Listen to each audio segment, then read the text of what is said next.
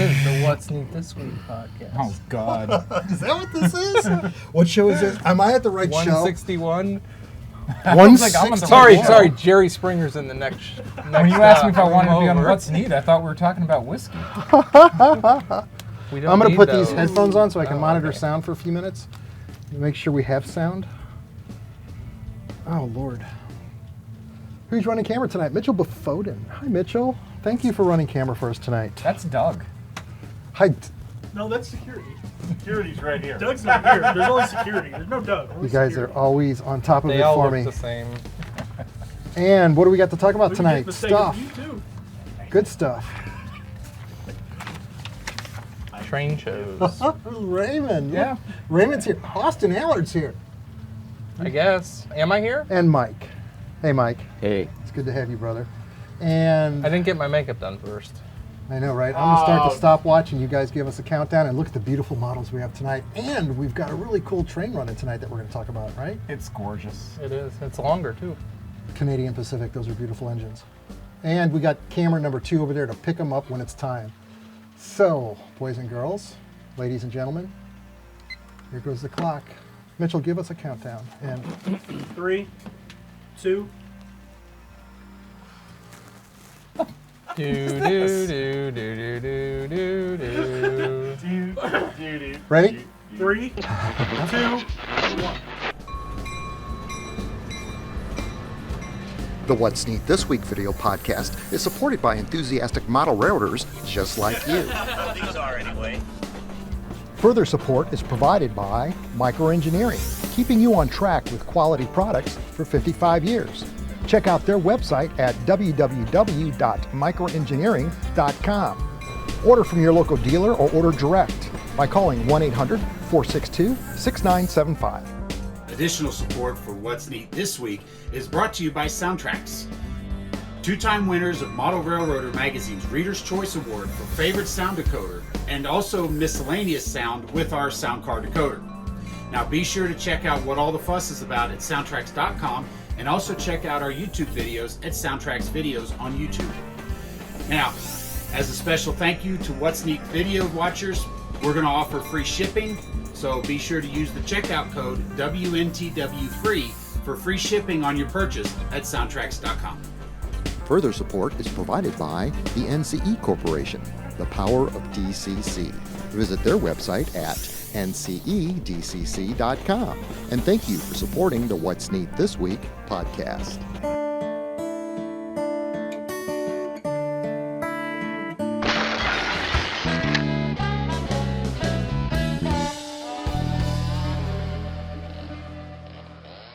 This is the What's Neat This Week show in model railroading, show number 161 for July 3rd, 2021. Happy 4th of July, everybody.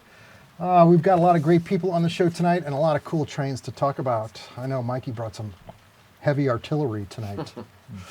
I've got Mike Budde over here. Hey, Mike. Hey, everybody. Happy 4th of July, Mike. Thanks. We've also got Austin Allard. Hello, Austin. Hi. And Ray Brown. Hey, Ray. Hi. Welcome to St. Louis. We're glad to have you in town. It's great to be back. Today, Austin had an open house, and we're going to talk about that. But first, I showed these video clips to the guys. We had the riverboat outside, and we've seen wind turbines on trains. And Austin, Allard, and myself, when we went to Colorado once, we saw wind turbines at a truck stop. And it was amazing how long they were being hauled on road vehicles. And the custom trailers that they built for them as well. But they keep getting longer and longer, so now they're reverting to, I imagine, these barges on the river to haul them. I've got some footage here that I'm showing you right now of a barge just across the river at Lure Brothers. And they actually turned this around mid-river, so I've got it shot on both sides. But this is amazing. There's a lot of wind turbine blades here on this loaded barge. Usually barges are 200 foot long. That's generally what a rake or a box is. And so you can kind of calculate the length of these wind blades by looking at this footage. And Austin, you were telling me that you believe that these are being hauled down to the Gulf of Mexico. Yeah, I think so. Raymond would probably have more information on it, but Yeah, I know there was some work going down in the Gulf, so that's they possible. look pretty big. I thought it was cool how they had the steps going up so they could, jump up the steps and see above them because, of course, the boats aren't tall enough. That's true. And the other reason I think it's held up over here on the riverside the way it is because our river, with all the rain we've been getting, is very high, so they probably can't clear under a lot of the bridges. I know, for example, the Eads Bridge downtown, when the river's high, they stop barge traffic because you can't literally get things underneath those arches of that bridge. I would have never thought of that. So kind of cool.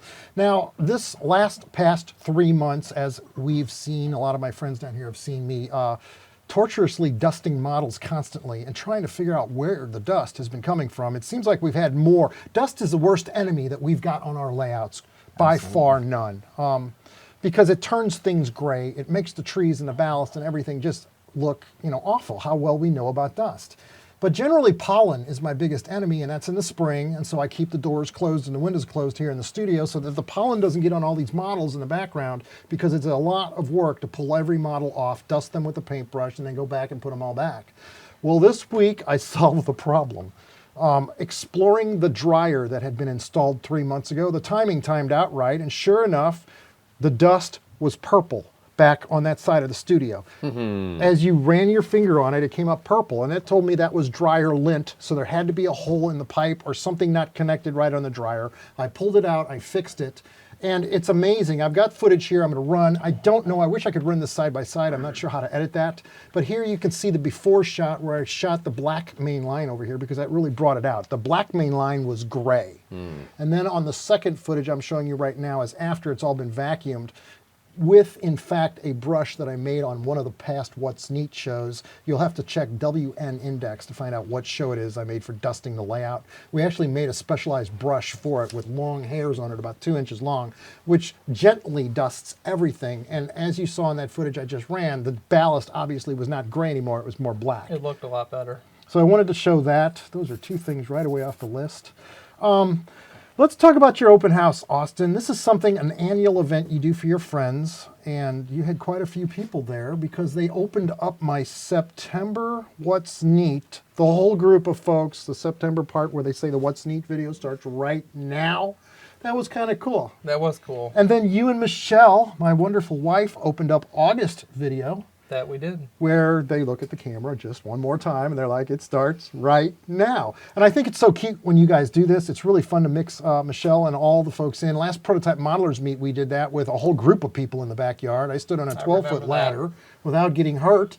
And we had all the guys, that was 2 years ago, where all the folks in the backyard. I think we had 60 people here, and 30 of them were in this group shot that I'm showing you where they say the What's Neat video starts right now. Because in fact, I'm working on August and September at the same time, because I've got to have them both out before the end of July when the RPM meets in town, and then the RPM meet will become the October show. In June's What's Neat video, which is currently running right now, it's got 30,000 views. Thank you very much to all the folks that have watched that video. And it talks about this layout down here in the basement, and it goes back to about 2007. So I'll take you through 14 or 20 years of construction and how things change. Because as we all know, layouts are not permanent. There's no such thing as a permanent layout. Everything always changes over time. And that's what that video really shows you in about 30 minutes. So hats off to Model Road Hobbyist Magazine and how that video has turned out this month. The July video is completed. In that video, you'll see an N-scale layout that we have been building starting, and you're in that video, and then so are you, Mitchell Buffonin, where we started building this N-scale layout back in November. And so 4 months of construction into it, we've gotten as far as a pink top and the track laid, which is, I know, right? And also in that video, Dan Scheidel supplies us with some amazing drone footage of the Feather River Canyon, all the beautiful bridges. I mean, this is how modeling should look on your layout. When you see drone footage like this, all the answers are there. And then you guys remember Robert Steers, Mike? When Robert Steers came here, I interviewed him so he could tell us about American Limited Models, the San Juan Model Company, his partner Doug, and all the projects that they've got lined up. And so there's a cool interview in the July video. August, What's Neat? I know, right? George Bogatuk does 40 minutes or 44 minutes on how to model Civil War locomotives. The history, graphics, really comprehensive video. He produced the entire video himself. He's the entire month of August. So I am paying George to do that for me. Thank you very much, George, for doing that. And now let's talk about your open house. Tell us what this is. And we've got a lot of B-roll to show off your layout. Yeah, so I've been doing an open house every July 4th weekend, usually the first Saturday in July. Been doing it now for 6 years. Of course, last year with COVID, couldn't do it. wouldn't have been able to do it anyways because we tore the whole layout down and rebuilt it. It was just a fun event that we can invite all my friends over and everybody can enjoy the layout at once. Really cool. Now you model, as I explained on one of the podcasts previously, we talked about you and your layout and how you model. In fact, you're in a What's Neat video. What video are you in? You remember what month? February. February. February February this What's year, Neat. 2021. Austin Allard and his father, son and father team, which you know Yes. that's a blessing in itself. I mean, you have no idea how much I'd love to model with my father, and I don't get that chance. A lot of people don't see what's behind the scenes, but Everybody loves you too. But in that video, we show the entire layout, and we also show the previous layout that you had in the basement prior to ripping everything down. New studs, new drywall, new bench work, double decked it, where Dad's layout's on the bottom, your layout is on top. So for today's open house, my wonderful wife Michelle came out there too. right. And she thoroughly enjoyed it. My daughter, Anna, came out there and never saw a layout that big. That's the first time she's seen a layout like that. I still think this layout in here is bigger than mine. But But you model trains for the run-by effect, similar to what I do. So you've got 7 or 8 tracks that I saw in the yard, and on them are complete trains. I think you told me your stack train was 84 cars long. the one today was, yes. I added a lot of cars just because I can. But Tell me about your passion for wanting to model full-length trains. well, it's really just accurate, and I think it's cool how when you see a longer train running an HO, it weaves and bobs through the scenery, and the super elevated curves make it really cool to watch. And The super elevated curves. yes, The stack train going through those curves, You can really see the stacks just leaning into the curve, and it's subtle, but you can tell he got it perfect. thank you. yeah, you did. And you're starting on scenery. You showed one of your trees to us today that you made using sagebrush and super trees. Tell us Yes. about that project. So Randy Timmerman from Columbia, Missouri, he's about 2 hours west of us. He came out one day and we decided that it's time to start building trees. Got some scenery, and so I got sagebrush, and it's a long process of taking a tree. It takes 2 people because you have to glue the super trees to the actual sagebrush. How about that? And you got to have one guy sitting there gluing it and holding the limb there while the other guy sprays it so it dries. And then you spray it and put the leaves on. It's a process, but they really do look good. That's really cool. I want to talk further about your layout. Now, Mike, you and I went out to Spring Creek Model Trains in Deschler, Yeah, Deschler, Nebraska. Yeah. And we saw Debbie and Dave Zucker, who have got an amazing train store out there. And Right. this week, I contacted them looking for more trains to add to this consist that I'm running. I picked up 2 Canadian Pacific locomotives with the Beaver, Golden Beaver paint scheme on them. And these are, I call it my Pac-Man train because the chevron for CP Rail looks just like the little Pac-Man icon of the 80s that we're familiar with. How many quarters, right? That was one of my wife's favorite games. But they sold me 35 or however many cars, 36. 6 times 6 is 36. I learned that in school. And that's how many more chevron cars that I added to this freight train. And I also added coal loads to it. I realize it's supposed to be hauling taconite or metal pellets, you know, the ore for a gas-fired steel mill. And what I actually elected to do is, since the first part of the train came from Athern, and thank you, Chris, I added to it this week and so the process of adding coal to this was quite simple. They have plastic shells for the load that's already in it. I painted them black. And then what I did was I sprinkled actual coal onto it. Prior to the coal, I added rubber cement, that spray-on 3M glue that you use. Sprayed that onto these cars' loads, dropped coal on top of them. I had some crushed coal, and it really came out really neat. And so that's what we're running on the layout tonight. I think there's 84 of those cars, 300 and something sets of wheels. It's quite an amazing thing when you think about all the work that goes into individual cars, the couplers, the wheels, everything to make a long train like what you and I like to model. But speaking of the Spring Creek show, and this is what I wanted to bring up, this show is coming up this month. July 23rd The store will be open from 9 to 8. That's on Friday. And then the show dates for that show is Saturday and Sunday. And that's the show that we went to, Mike. And we did a live show out there, didn't we? Yes. Actually, not live, pre-recorded. Well, yeah, we did. We broadcast from there. What did you think Set about up there. that? I remember the one clip when you and I drove the white truck underneath the big wind turbine, Oh yeah. and you could Yeah. hear the tips. Yeah, cutting through the air. Yes. Yeah, that was pretty awesome. That was amazing. That was our first experience. Another thing that I know Dave Zucker is in the business of sprinkler system Yeah, the business, and they irrigation showed us the field. irrigations. They called them Yeah. pivots, is how Debbie Zucker described it to me. Was Yeah. pivots is what they call them, and then the ones that are long ones that go across the field are called lineals. Right. Am I saying it right? Yeah. It's an amazing, fascinating subject matter. But check it out, guys. We're going to talk about this on another show before the actual show dates. But July 24th and 25th is the actual train show. Now, this is being held about 6 blocks south of their hobby shop. So it's in the Thayer County Fairgrounds Expo building.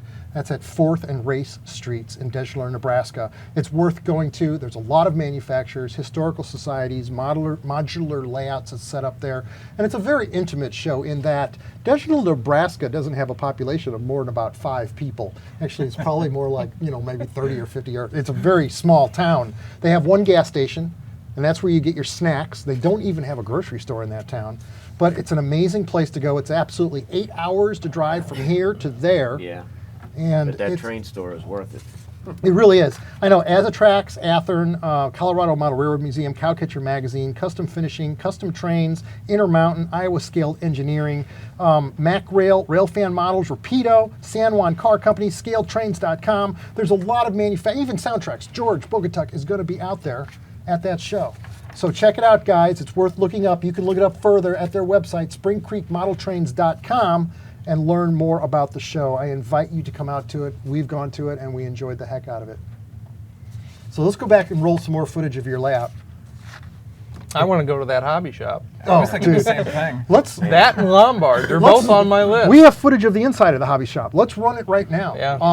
I remember seeing it. It was pretty it's pretty amazing to awesome. look at how much inventory they can fit in a store, and especially since it's in the middle of nowhere. Like the fact that they can support that, and I know I've ordered from them before, so There's a lot of square footage. Yeah. And everything you see on the front shelf, like Athern locomotives, for example, or ScaleTrains.com locomotives, there's a whole front of all the colors, all the paint schemes, and then if you pull that model out, right behind it is another one, exact. So they really load up on inventory. They try to buy Remember as he much. took us down in the basement, showed us all the stuff. I don't have any video footage of the basement, but the basement itself it looked like the Wathers warehouse. Right. It was an amazing amount. Yeah. It is not a disappointment. The containers on the wall, I remember the containers, because your stack train's making me think about it. There's thousands of containers and every imaginable company name on the sides of those containers. This is a well-stocked shop. It's pretty amazing. So I remember I was building one of my coal trains, and I couldn't find cars that they hadn't made in 5 or 6 years, and somebody said, call Spring Creek. So I called them up, and they were able to find like close to 40. And I'm like, well, I'll take them all. So Nice. that's exactly what happened with these Wathers cars that the Athern Pac-Man train that I made.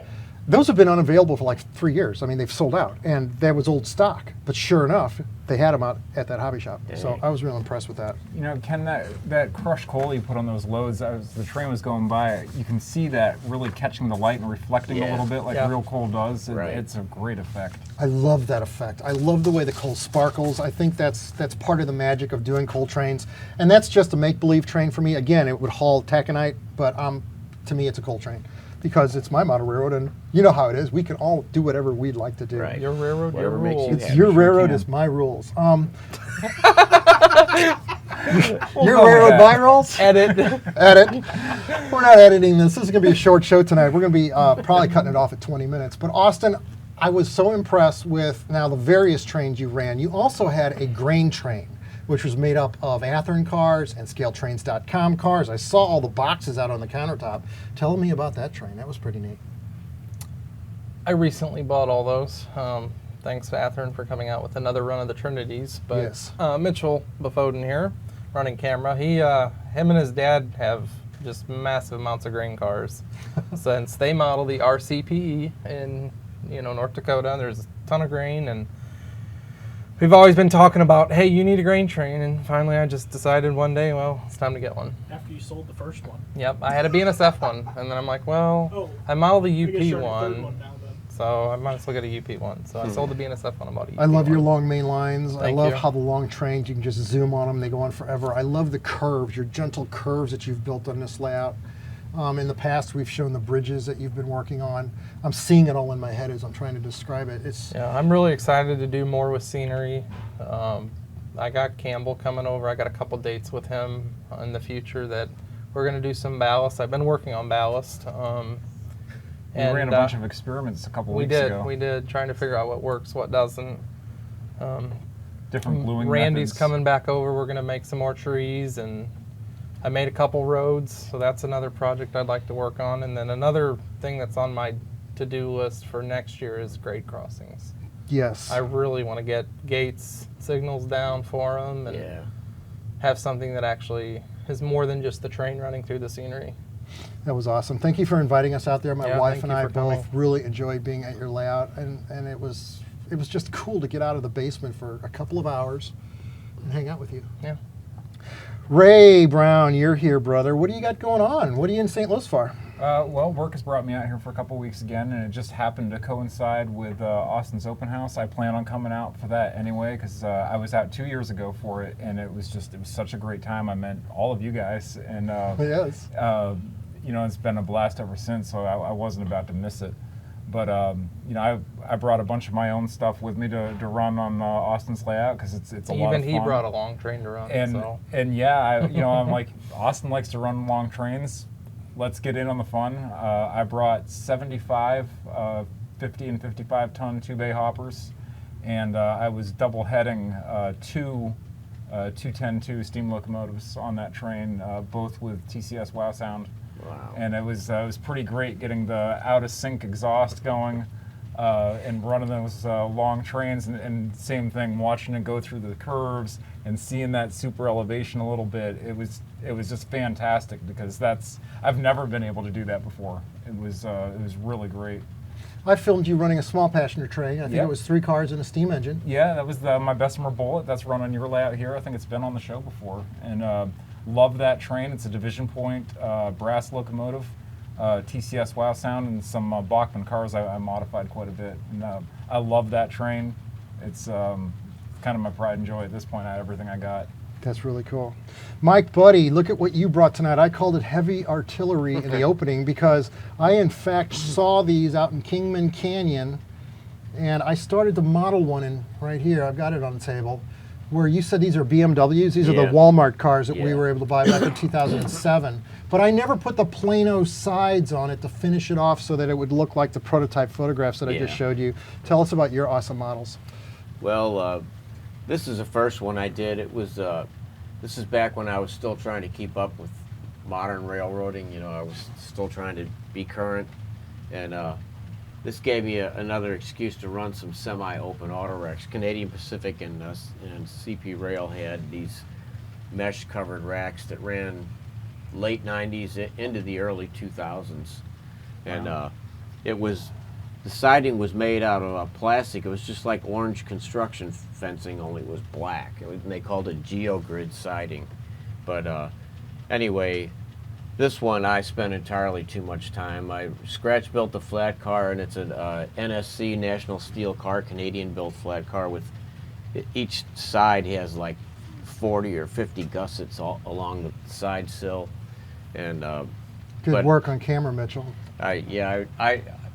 that was the first one I spent a lot of time, and I liked it so much I did a few other quick models with just the AccuRail autorack using the Plano roof walk material. So this And, is the AccuRail right here. This is an AccuRail. yeah. Let me Yeah, move all that three over of so he these can are. zoom that in and see that. Uh, This has got this is a bi-level, and those are all tri-levels. Right. I'm blonde. This is an AccuRail kit that I respaced the posts on, so that it's a little bit different than most. But this is a pretty common model right here. Mike, I want to make sure I heard you right. You scratch built that flat car and everything? Yeah. I can see coupler cut levers on that from here. That's incredible detail. Yeah, I'm surprised. I made those cut levers out of wire. I'm surprised they're still on there. But I keep this one in a box. I keep it pretty safe because it's too modern for my era. You know, this is like when I was trying to keep up with the 90s, and I finally just gave up and reverted to my era of 1978. So these don't ever really get run. It's beautiful. Well, thanks. I appreciate Yes, it. it is. Mike, I was showing you earlier the autoracks are so cool. There's a YouTuber called CSX Mad. Oh, yeah. And CSX Mad. That's yeah. how people can find what we're about to see, because I'm going to screen Yes. capture this. You said the guy's in Britain? I think so. Okay. And what I just stumbled across watching some of his videos was he was using a product called MagnaRail, Right. where you kind of bury this magnetic strip under the scenery. You can make cars and stuff move animated on your layout. Well, he had set this up where it was a Ford factory, and the cars were coming out of the factory, and they went up the ramp and into the autoracks, and you could see them going through the autoracks. And some of the newer, I think, scale trains and Intermountain cars you can see through real well. And he even had 2 cars spaced, and the ramp between them, you could see the cars going between the cars. It was absolutely amazing. And he also has the recording Sound? of the car, Yes, yeah, the sound of the sound. cars How about that? hitting the ramps, and that really helps a lot. It was That's a absolutely phenomenal. But when I saw that video, I was like, Mike Budde has to see this, and Austin Yeah. has to see this, because I know Austin loves his Yeah. autoracks too. Right. It was really cool. Pretty impressive. It was. That is very cool. At the end of the show, I usually say we're going to take the NCE power cab, the hammerhead, and throttle system and run trains. Well, obviously, we're running a train down here with them right now. But there's a lot of other things on the NCE website that you guys should check out. They make decoders. For example, what if you got an engine that you just want to plug and play 28-pin decoder, no sound, and you just want it to run? They've got those on their website, the 9-pin decoders. They've got wiring. They've got so many different other items at ncedcc.com. I never talk about it, but you always see it in the opening clip of the advertisement on the show when we open it. But I thought I'd bring it up this week, because they make a lot more than just great DCC systems, which you've got one of that we haven't hooked up yet. But yeah, check it out. NCE, thank you very much for helping us support the best hobby in the world. And where do I go from there? I think this way. I got one more thing I'd like to add. Go ahead and shoot. So there's one thing that almost relates to everybody at this table. Now that Raymond's back in Missouri, we are going to put a sound decoder in my yes. brass 1522. Oh, So Mike does nice. Frisco. Yeah. You love brass, and so I love yes. DCC installs. yep. So So it's a team effort. yep, we're gonna get it to run. That's going to be fantastic. I think we ran a 1522 on one of the videos Yeah, Joe previously. Stein. Yeah, I know. Is Joe that just Steinman Diamond's built an absolutely 1522? beautiful Right, model. with the light in the firebox and everything. And I actually messaged him this week because he's got a Frisco calendar since I just hung a Mopac one in the house, and he was talking about how he's got parts from his still that are left over. So That's I think I'm amazing. gonna go ahead and buy those Yeah. off of him and right. see how well we can. If you haven't set your find- plans yet, set your plans for St. Louis RPM meet coming up July 30th, 30th and 31st. Friday and Saturday.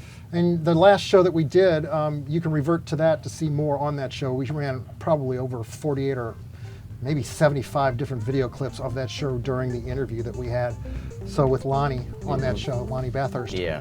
So guys, this is the best hobby in the world, and as you can always see, you and everybody out here are the best people in the hobby. We all love it. We're all friends. Look forward to seeing you guys in St. Louis. Check out Dejler, Nebraska, the show that we talked about at Spring Creek. You won't be disappointed. And with that, let's go run some trains.